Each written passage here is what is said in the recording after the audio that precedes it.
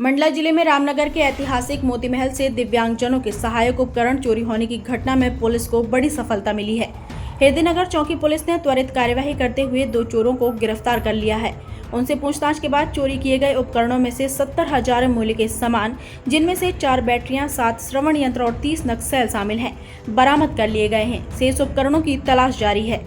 आपको बता दें, रामनगर में आयोजित आदि उत्सव के बाद बचे हुए दिव्यांगजनों के मोटराइज्ड ट्राईसाइकिल, श्रवण यंत्र और अन्य उपकरणों को मोती महल में अस्थायी रूप से रखवा दिया गया था। आयोजन समाप्त होने के 15 दिन से अधिक बीत जाने के बावजूद इन उपकरणों को वहां से नहीं हटवाया गया। सुरक्षा व्यवस्था के अभाव में चोरों ने महल की ग्रिल तोड़कर वहां से उपकरण चुरा लिए। महिष्मती लाइव चैनल ने इस मुद्दे को प्रमुखता से उठाते हुए सवाल खड़े किए थे कि एक गौरकालीन ऐतिहासिक धरोहर को आखिर किस अनुमति के तहत गोदाम में बदल दिया गया।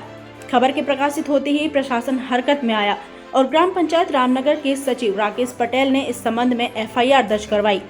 हृदयनगर चौकी पुलिस ने गंभीरता से जांच शुरू की और 3 संदिग्धों, जिनमें से एक नाबालिग है, को हिरासत में लेकर पूछताछ की। पूछताछ के दौरान आरोपियों ने अपराध स्वीकार किया और उनकी निशानदेही पर चोरी किए गए उपकरण बरामद कर लिए गए। इस घटना ने सरकारी तंत्र की लापरवाही को उजागर कर दिया है। सवाल यह उठ रहा है कि इतने कीमती और उपयोगी उपकरणों को बिना किसी सुरक्षा के ऐतिहासिक स्थल में कैसे छोड़ दिया गया। क्या सामाजिक न्याय विभाग के अधिकारियों की जिम्मेदारी तय की जाएगी? क्या उन पर कोई कार्यवाही होगी? जहां एक और पुलिस की त्वरित कार्यवाही सराहनीय रही, वहीं सामाजिक न्याय विभाग की ओर से बरती गई लापरवाही को नजरअंदाज नहीं किया जा सकता। अब निगाहें इस बात पर टिकी है कि क्या इस मामले में लापरवाह अधिकारियों पर कोई ठोस कार्यवाही की जाएगी या फिर मामला केवल चोरों की गिरफ्तारी तक ही सीमित रह जाएगा। मंडला से महिष्मती लाइव के लिए दीपक जाट की रिपोर्ट।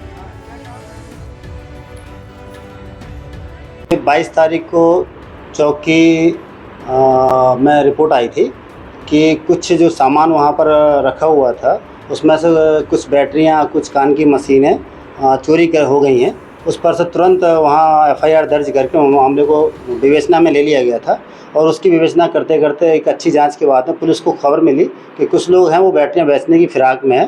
पुलिस ने 3 संदिग्ध लड़कों को पकड़ा। उसके बाद उनसे पूछताछ की। पूछताछ में निकल के आया कि उन्होंने स्वीकार किया कि हाँ, उन्होंने चोरी की थी। वो भी रामनगर के ही रहने वाले थे। उसमें से एक व्यक्ति का नाम तिलक राम है और दूसरा विनोद भूरा है और एक नाबालिग बच्चा है, अपचारी बालक है, जिसको भी पुलिस के द्वारा अभिरक्षा में लिया गया था।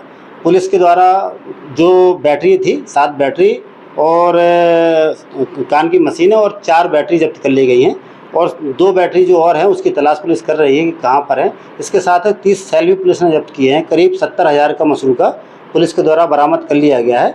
वैधानिक कार्रवाई पुलिस कर रही है। अब अपचारी बालक को बाल न्यायालय में और आरोपियों को न्यायालय पेश कर दिया गया है। पुलिस की आगे कार्रवाई जारी है।